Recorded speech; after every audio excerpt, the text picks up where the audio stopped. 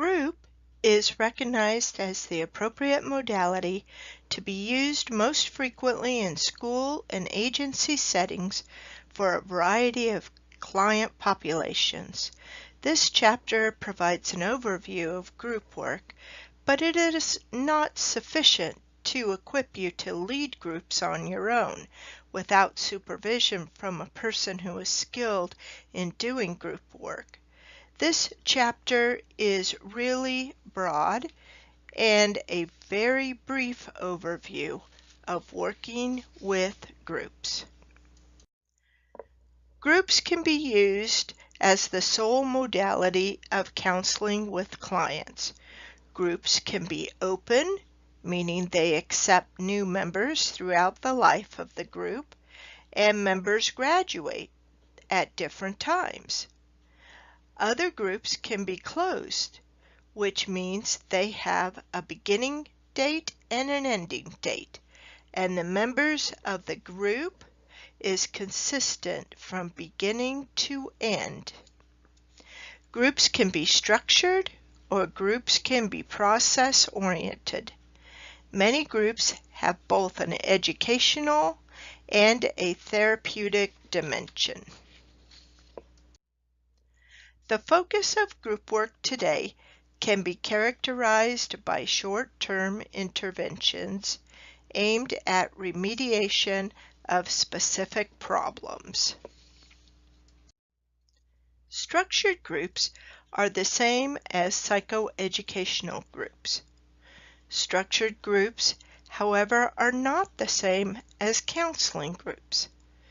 The aim of psychoeducational groups is not to open up the emotional or interpersonal processes of the participants, but to teach life skills for more effective living. Structured groups can also be useful in enhancing or building on members' existing skills through behavioral rehearsal, skills training, and cognitive exploration. Another type of group is the counseling group, which focuses on interpersonal process and problem-solving strategies, and attends to conscious thoughts, feelings, and behavior. A counseling group helps participants resolve problems in living or dealing with developmental concerns. The emphasis is on discovering interpersonal strengths and constructively dealing with barriers that are preventing optimal development. Groups offer a forum in which members reveal their confusion, anger, helplessness, guilt, resentment, depression, and anxiety. By expressing and exploring their feelings, members are able to see the similarities of human struggles. This has been referred to as universality. A distinct advantage of groups is the opportunity for learning from the feedback of many others. Feedback occurs when both members and leaders share with each other their personal reactions about one another. This gives them new possibilities of relating to others. The stages of group include the pre-group, initial, transition stage, working, and final stages. Groups ebb and flow, and both members and leaders need to pay attention to the factors that affect the direction a group takes. These stages in the life of a group do not generally flow neatly and predictably in the order described, however. There is also considerable overlap between the stages. In the File section in the menu on the left-hand side, under Handouts, you will find a grid that may be helpful to take notes as you read the chapter on the different stages of group, including the purpose of the group, the description of the stage, and the leader's tasks.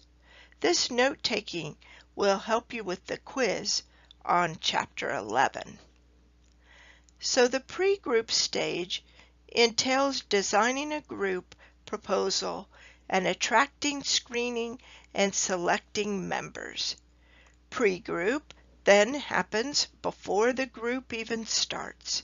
It's all about the marketing and the permissions to even establishing a group.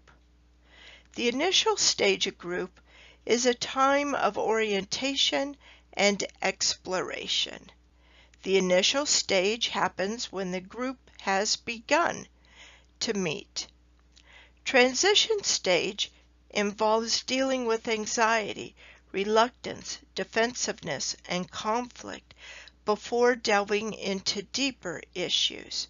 So the transition stage, the members have gotten to know each other in the initial stage, and now it's time to see that the group members and the group itself and the group leader are trustworthy to begin to get to the working stage. In the working stage, this is characterized by productiveness, which builds on the effective work done in the earlier initial and transition stages. The working stage is the lengthy period where the group leader does not have to do very much because the members themselves are working on their issues and achieving their goals. The final stage of the group involves terminating, summarizing, and integrating and interpreting the group experience. As you can imagine, the final stage of group, we are preparing for the group to end and leaving the members with an understanding of what happened during the group and supporting all of the changes that they made so that they may continue those changes after the group ends. Leading groups is far more complex than working with individuals.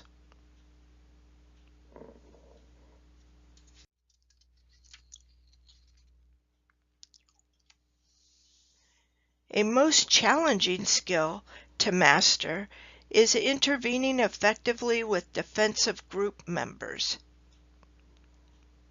Effective group leaders understand the ways in which their values and needs may have an impact on the group process. An effective training approach is the co-leadership model. So having two leaders working together to facilitate the group sessions. In the files, in the menu on the left-hand side is a handout about the pros and cons of having co-leaders facilitate groups.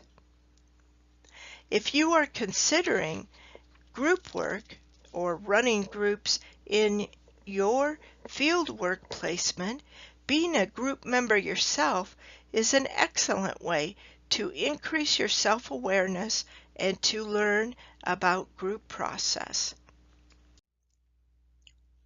Each person is a member of many different cultures.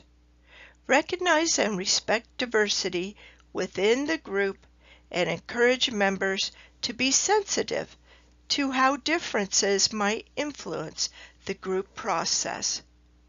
One of the gifts of group work is that the group itself is a microcosm of society, and all different types of cultures are present within the group. Given that the group is a safe place with trust building, it can be a safe place to explore issues of culture and diversity.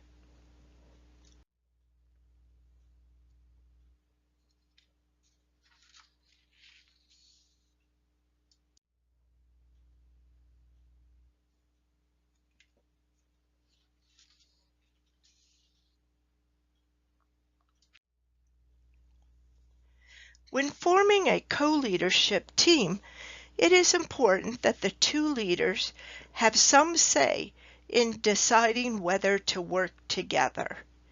It is more than just liking each other. It takes a real commitment to work together to enhance the group process for the participants. The value of co-leaders spending time together immediately following a group session to assess what had happened cannot be overemphasized. Similarly, they should also meet at least briefly before each group session to talk about anything that might affect their functioning in the group.